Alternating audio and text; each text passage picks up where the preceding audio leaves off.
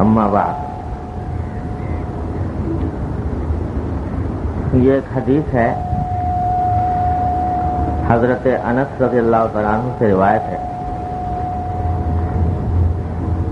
کہ حضور اقدس نبی کریم سرور دو عالم صلی اللہ علیہ وسلم نے ارشاد فرمایا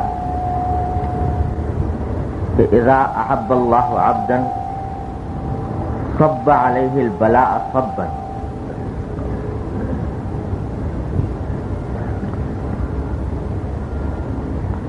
اور بعض کتابوں میں یہ الفاظ اس کے جگہ یہ مروی ہیں کہ اذا احب اللہ عبدا ابتلاہ حتی یسمع تضرعہ،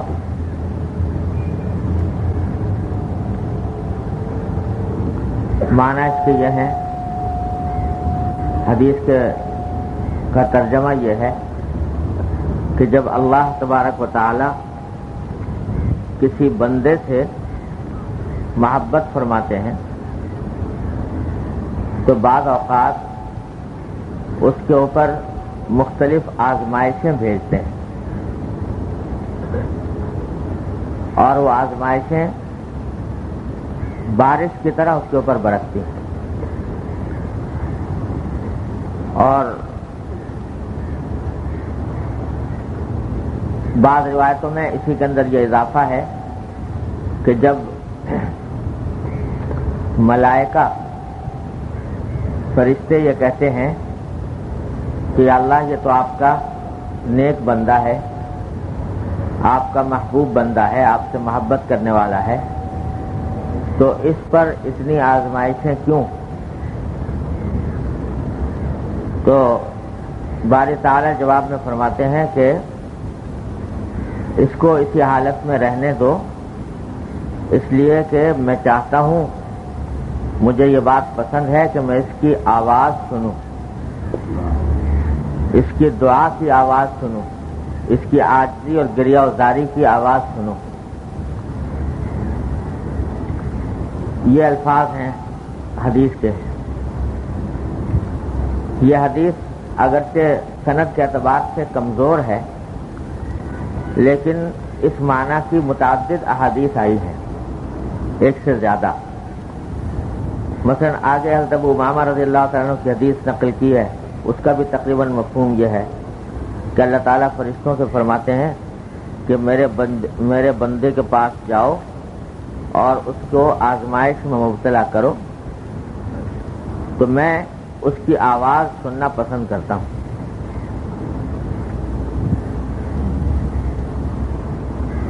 یہ حدیث در حقیقت بشارت ہے اس اللہ کے بندے کے لیے جو مختلف تکلیفوں یا پریشانیوں میں مبتلا ہو، اور تکلیفوں پریشانیوں کے باوجود اس کا رابطہ اللہ تبارک و تعالیٰ کے ساتھ قائم ہو، اور وہ دعا کے ذریعے اپنی اس تکلیف اور پریشانی کو دور کرنے کی فکر کر رہا ہو، اس کے لیے اس حدیث میں بشارت ہے۔ اور یہ بشارت ہے کہ یہ تکلیف جو دی جا رہی ہے، یہ در حقیقت یہ تکلیف اللہ جل جلالہ نے محبت کی،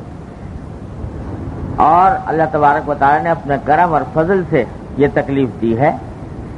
ورنہ اس کا منشا کوئی اللہ تعالیٰ کی ناراضگی نہیں۔ اس کی تھوڑی سی تفصیل یہ ہے کہ جب بھی کوئی انسان کسی بلا میں مبتلا ہو، الیاذ باللہ، کسی پریشانی میں ہو، کسی تکلیف میں ہو، کسی بیماری میں ہو، افلاس میں ہو، تنگ دستی میں ہو، قرضے کی مصیبت میں ہو، بے روزگاری میں ہو، گھر کی پریشانی میں مبتلا ہو، تو یہ پریشانیاں جو بھی انسان کو دنیا میں آتی ہیں یہ دو قسم کی ہوتی ہیں۔ بعض مرتبہ پریشانیاں ہوتی ہیں، اللہ بچائے، اللہ تعالیٰ کی طرف سے قہر ہوتا ہے، اللہ تعالیٰ کی طرف سے عذاب ہوتا ہے۔ آخرت، اصل انسان کے برے اعمال کا بدلہ تو ملنا ہے آخرت میں، لیکن اللہ تعالیٰ بعض اوقات دنیا میں بھی عذاب کا مزہ چکھا دیتے ہیں۔ جیسے قرآن کریم نے فرمایا وَلَنُذِيقَنَّهُم مِّنَ الْعَذَابِ الْأَدْنَىٰ دُونَ الْعَذَابِ الْأَكْبَرِ لَعَلَّهُمْ يَرْجِعُونَ، کہ جو آخرت میں بڑا عذاب آنے والا ہے اس سے پہلے ہم تھوڑا سا عذاب کا مزہ دنیا میں بھی چکھاتے ہیں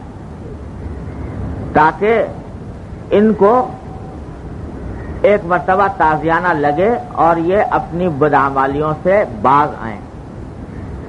تو بعض مرتبہ تکلیفیں ہوتی ہیں، پریشانیاں ہوتی ہیں، وہ ہوتی ہیں در حقیقت اللہ تعالیٰ کے عذاب کے طور پر، سزا کے طور پر، اور بعض مرتبہ پریشانیاں اس وجہ سے ہوتی ہیں جو یہاں پر مذکور ہے کہ اللہ تبارک و تعالیٰ کی طرف سے بندے کے درجات بلند کرنے ہوتے ہیں، اس کو کہیں سے کہیں پہنچانا ہوتا ہے، اور اس درجات کی بلندی کے لیے، اجر و ثواب میں اضافے کے لیے اس کو تکلیفیں دی جاتی ہیں۔ تو دونوں میں فرق کیا ہے، کیسے پتہ لگے کہ یہ تکلیف جو ہمیں پیش آ رہی ہے یہ پہلی قسم کی ہے یا دوسری قسم کی ہے؟ تو اس کی علامت بالکل صاف اور واضح ہے۔ وہ علامت یہ ہے کہ اگر کسی تکلیف اور پریشانی کے موقع پر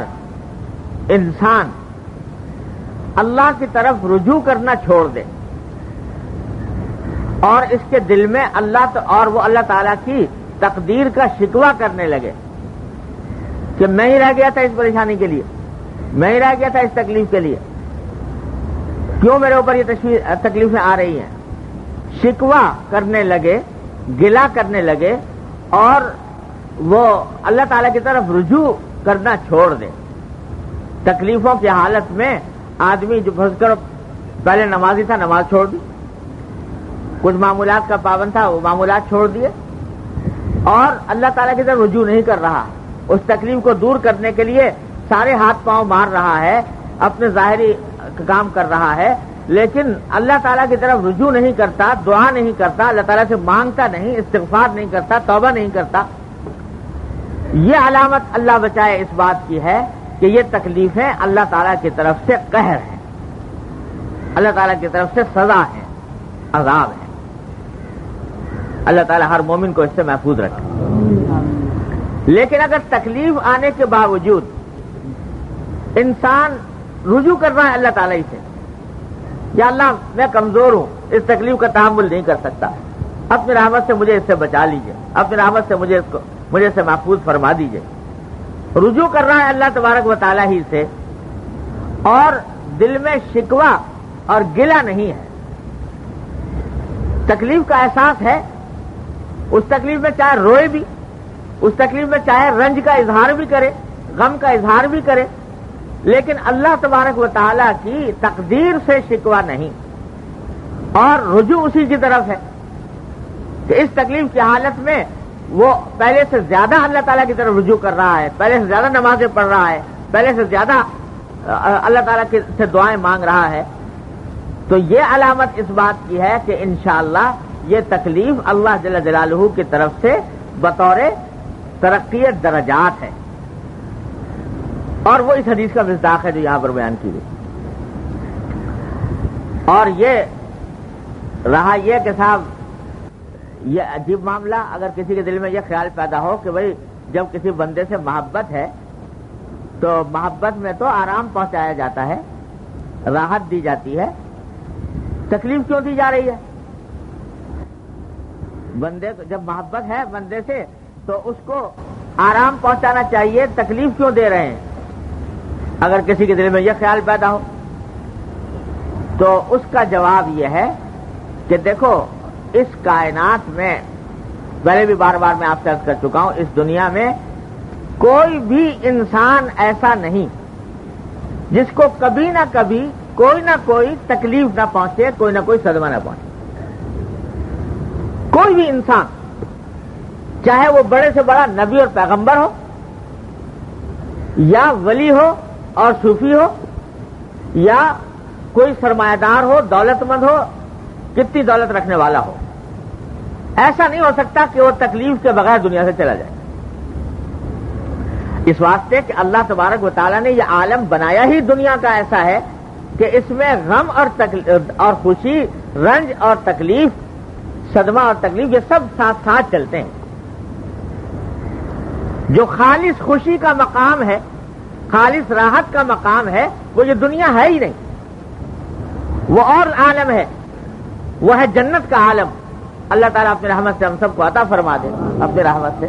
وہ ہے عالم راحت کا اور خوشی کا کہ لا خوف علیہم ولا ہم یحزنون، وہاں نہ کوئی خوف ہے، نہ کوئی غم ہے، نہ صدمہ ہے۔ وہ ہے عالم اصل میں، اصل خوشی کا اور راحت کا۔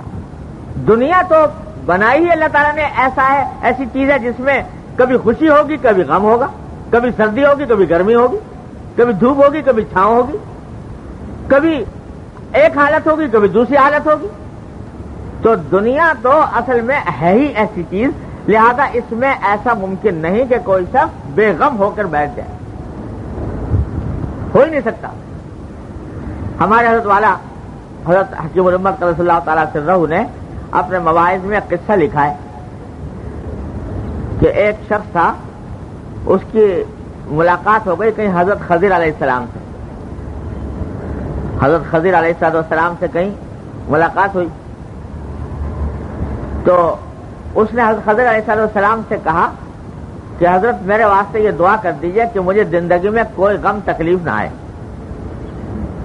اور میں ساری زندگی بے غم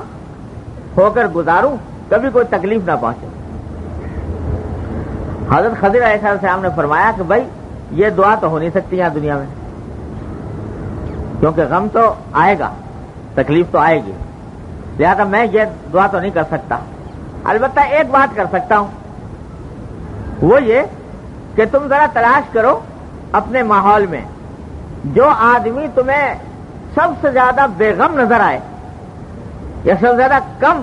تکلیف والا نظر آئے، سب سے زیادہ راحت میں نظر آئے، اس کا مجھے پتہ بتا دینا، اس کے لیے میں تمہارے لیے دعا کر دوں کہ اللہ میاں اس کو ایسا بنا دیجیے۔ یہ آدمی جو سب سے زیادہ راحت میں ہے، سب سے زیادہ آرام میں ہے، عیش میں ہے، اور تکلیفیں اس کو سب سے کم ہے، تو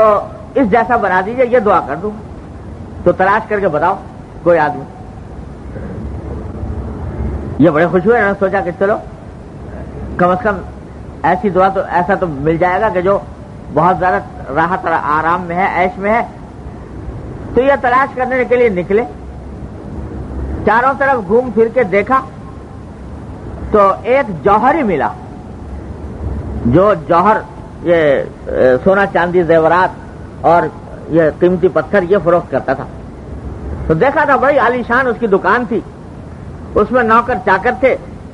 اور بڑی شاندار سواری میں سوار ہو کے آتا تھا، اور اس کی دکان بھی بڑی مزین اور آراستہ پیراستہ، گھر بھی بڑا عالی شان۔ اور جا کے دیکھا تو بیٹے اس کے بڑے خوبصورت اور صحت مند دکان کے اوپر بیٹھے ہوئے۔ تو ظاہر حالات سے بالکل معلوم ہوا کہ یہ شخص بڑا عیش میں ہے۔ تو خیال ہوا کہ اس کے بارے میں دعا کراؤں کہ ایسا بن جاؤں۔ لیکن جب دعا کرانے کے جانے لگے تو خیال آیا کہ ذرا اس سے پوچھ تو لوں کہ بھائی تم کس حال میں ہو، کہیں ایسا تو نہیں کہ اندر کوئی اور گڑبڑ ہو اور پھر جو رہی صحیح حالت ہے اس سے بھی جاؤں۔ تو جا کے پوچھا اس سے کہ بھائی تم بڑے آرام میں معلوم ہوتے ہو، بڑے دولت مند ہو، بڑی اچھی دکان ہے، بڑے نوکر چاکر ہے اور ساری دنیا کی راحتیں نظر آتی ہیں، تو کوئی ایسا تو نہیں کہ میں چاہتا ہوں تم جیسا بن جاؤں، تو کوئی ایسا تو نہیں، کوئی تکلیف تو میں ایسی لاحق ہو کہ پریشان کن ہو؟ تو وہ تنہائی میں لے گیا کہ ذرا میرے ساتھ آؤ۔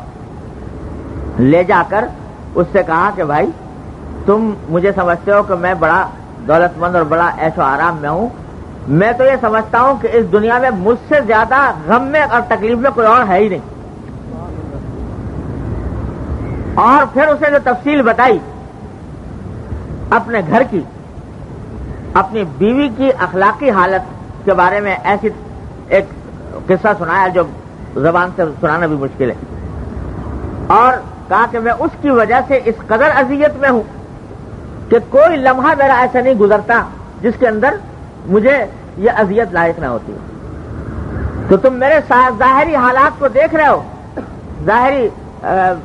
دولت کو دیکھ رہے ہو، لیکن اندر سے میرے دل میں جو آگ سلگ رہی ہے صدمے کی اور غم کی، اس سے تم واقف نہیں۔ تو یہ سمجھا کہ دیکھو جتنے لوگ میں عیش آرام میں دیکھ رہا ہوں، پتہ نہیں کون کس مصیبت میں، کس بلا میں گرفتار ہے۔ تو جا کے کہا کہ جی میں نہیں بتا سکتا کسی کا کہ کون کہ فلاں جیسا ہو جاؤں، خدا جانے کس کے بارے میں کہہ دوں کہ اس جیسا ہو جاؤں اور اندر سے وہ کس بلا میں مبتلا ہو۔ تو کائنات میں کوئی، اس دنیا میں کوئی بھی شخص صدمے سے، غم سے، تکلیف سے فارغ ہو ہی نہیں سکتا، کسی کو کم کسی کو زیادہ، کسی کو کوئی تکلیف کسی کو کوئی تکلیف۔ اللہ تعالیٰ نے یہ نظام ایسا بنایا کہ کسی کو کوئی دولت دے دی ہے اور کسی کو سے کوئی دولت لے لی ہے۔ کوئی ہے اس کو صحت نصیب ہے، دولت کم ہے، کسی کے پاس دولت ہے، صحت کے اندر پریشانی ہے، کسی کے گھر کے حالات اچھے ہیں، معاشی حالات خراب ہیں۔ غرض ہر شخص کا اپنا الگ حال ہے اور تکلیفیں اس کو پہنچنی ہیں دنیا میں۔ جب پہنچنی ہی ٹھہری، تکلیفیں تو پہنچنی ہی ٹھہری، تو اللہ تبارک و تعالیٰ فرماتے ہیں کہ یہ میرا محبوب بندہ ہے تو میں اس کے لیے تکلیف کو دائمی راحت کا ذریعہ بنانا چاہتا ہوں کہ یہ تکلیف اور یہ صدمہ، یہ پریشانی اس کے لیے دائمی راحت کا ذریعہ بن جائے اور اس کا مقام بلند ہو جائے۔ آخرت میں جب پہنچے میرے پاس تو ایسا پاک صاف ہو کر پہنچے کہ یہ اعلیٰ ترین درجات کا مستحق، اس واسطے عطا فرماتے اور اپنے پیاروں کو دیتے ہیں۔ انبیاء علیہ السلام سے زیادہ محبوب تو اس کائنات میں کوئی ہو نہیں سکتا، لیکن حدیث میں آیا، نبی کریم سرور دو عالم صلی اللہ علیہ وسلم نے ارشاد فرمایا، اشد الناس بلاء الانبیاء ثم الامثل فالامثل، کہ اس دنیا میں سب سے زیادہ آزمائشیں آتی ہیں انبیاء علیہ السلام پر، اور پھر ان کے بعد جتنا کوئی ان سے زیادہ قریب ہوتا ہے، ان سے مشابہت رکھنے والا ہوتا ہے، اتنی آزمائشیں اس کے اوپر آتی ہیں۔ جتنا ان سے قریب ہوتا جائے گا اتنا ہی آزمائشیں ان کے اوپر آئیں گے۔ دیکھو ابراہیم خلیل اللہ لقب ہے کہ نہیں؟ خلیل اللہ کے معنی اللہ کے دوست، اللہ کے دوست، مگر کیا کیا بلائے، کیا کیا مصائب آئے اور کیا کیا آزمائشیں پیش آئیں۔ آگ میں ان کو ڈالا جا رہا ہے، بیٹے کو ذبح کرنے کا ان کو حکم آ رہا ہے، بیوی بچے کو ایک بے آب و گیاہ وادی میں چھوڑ کر جانے کا حکم ان کے اوپر آ رہا ہے۔ غرض کوئی نوع تکلیف کی ایسی نہیں ہے جو ان کے اوپر آئی نہ ہو۔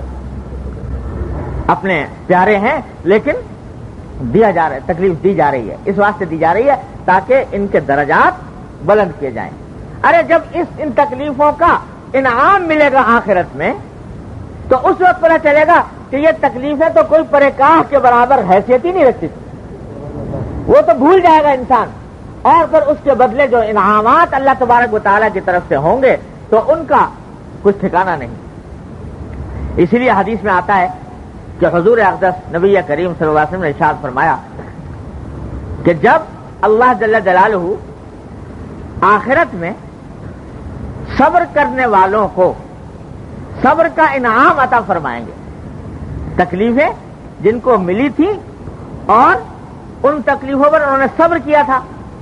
اس پر جب انعام عطا فرمائیں گے اللہ تبارک و تعالی تو دوسرے لوگ ان انعامات کو دیکھ کر یہ تمنا کریں گے کہ کاش دنیا میں ہماری کھالیں قینچیوں سے کاٹی گئی ہوتی، ہماری کھالیں قینچیوں سے کاٹی گئی ہوتی، اس پر ہم صبر کرتے تو آج ہم بھی انعامات کے مستحق ہوتے۔ تو یہ جو قرآن کریم میں فرمایا کہ جب آدمی وہاں پہنچے گا، یہ ہمیں محدود نظر کی وجہ سے، محدود عقل کی وجہ سے ہم اس دنیا ہی کو سب کچھ سمجھے بیٹھے ہیں، لیکن جب وہاں پہنچے گا انسان تو دنیا کا تصور اس کو ایسا آئے گا کأنہم لم یلبسوا الا عشیۃ او ضحاھا، کہ ساری عمر ایسا لگے گا جیسے کہ شام کا ایک شام گزر گئی یا ایک صبح گزر گئی، وہ لگے گی۔ اور آخرت کی جو ابدی اور لازوال زندگی ہے وہ پھر اللہ تبارک و تعالیٰ عطا فرمائیں گے، تو یہ تو بھول جاؤ گے یہ تکلیف، اور اس کے بعد پھر جو دائمی راحت اور دائمی مسرت اللہ تعالیٰ کی طرف سے عطا ہوگی، اس کے بعد اس کی کوئی حیثیت ہی نہیں رہے گی۔ ہمارے حضرت والا حضرت حکیم الامت صلی اللہ تعالیٰ سے وہ فرماتے ہیں کہ ان تکلیفوں کی مثال یوں سمجھو کہ جیسے ایک ڈاکٹر ہے، وہ کسی بیماری کا آپریشن کرتا ہے، جسم میں زخم ہو گیا ہے، کوئی بیماری پیدا ہو گئی ہے، آپریشن کیا، آپریشن کرنے میں تکلیف ہوئی کہ نہیں ہوئی؟ لیکن اس تکلیف جاننے کے باوجود انسان خود درخواستیں کر کے، منتیں کر کے آپریشن کرواتا ہے کہ بھائی میرا آپریشن کر دو، اور فیس بھی دیتا ہے الٹی کہ پیسے دے رہا ہے اس واسطے کہ میرے اوپر نشتر چلاؤ۔ یہ نشتر جو چلائے جا رہے ہیں اس کو باقاعدہ فیس دے کر منتیں کر کے چلا رہا ہے نشتر، حالانکہ تکلیف تو پہنچ رہی ہے، لیکن جانتا ہے کہ یہ تھوڑی سی تکلیف ہے، یہ چند گھنٹے کی ہے، چند دنوں کی ہے، اور اس کے بعد جو صحت کی نعمت ملنے والی ہے اس کے بعد وہ اتنی عظیم ہے کہ اس کے آگے یہ تکلیفیں کوئی حیثیت نہیں رکھتی۔ اس واسطے فیسیں دیتا ہے، منتیں کرتا ہے، اور عاجزی کر کے کہ جی ہمیں جلدی وقت دے دو کسی طرح ہمارے اوپر نشتر چلانے کے لیے، تو وہ چلائے جا رہے ہیں۔ اب جو ڈاکٹر نشتر چلا رہا ہے اس کو کیا سمجھو گے؟ دشمن ہے کہ ہمیں تکلیف پہنچا رہا ہے۔ وہ در حقیقت اس سے زیادہ مشفق اس حالت میں کوئی اور نہیں، اس سے زیادہ مہربان کوئی اور نہیں، اس واسطے کہ یہ آپریشن کرنے کے بعد تمہارے لیے دائمی صحت کا ذریعہ تمہارے لیے بنا رہا ہے۔ تو اللہ تبارک و تعالی جب کسی بندے کو اس حدیث کے تحت تکلیف عطا فرماتے ہیں تو حقیقت میں وہ اس کا آپریشن ہو رہا ہے،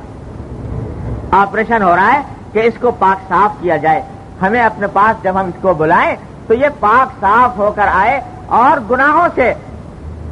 دھل کر آئے، گناہوں سے دھل کر آئے، اور اللہ تبارک و تعالی اس کو درجات اس کے بلند فرمائے۔ یہ ہوتا ہے۔ اور حضرت فرماتے ہیں کہ اور اس کی مثال یوں سمجھ لو کہ ایک محبوب ہے تمہارا، مدتوں سے ملاقات نہیں ہوئی اور دل چاہتا ہے اس سے ملنے کا، کسی وقت اچانک پیچھے سے آ کر اس نے تمہاری کمر کے گرد ہاتھ ڈال کے اور تمہیں دبانا شروع کر دیا، اتنی زور سے دبایا کہ پسلیاں درد کرنے لگی، تکلیف ہوئی۔ لیکن اگر وہ یہ کہے کہ بھائی اگر تم چاہو تو میں چھوڑ دوں اور یہ پسلیاں جو تمہاری دکھ رہی ہیں یہ دکھن تمہاری دور ہو جائے اور میں کسی اور کی پکڑ لوں اس طرح، اور کسی اور کو اس طریقے سے تکلیف پہنچانے شروع کر دوں، تو اگر محبوب صادق ہے، سچا، تو وہ کہے گا کہ بھائی اس سے زیادہ تکلیف پہنچا دو، سرے دوستاں سلامت کے تو خنجر آزمائی،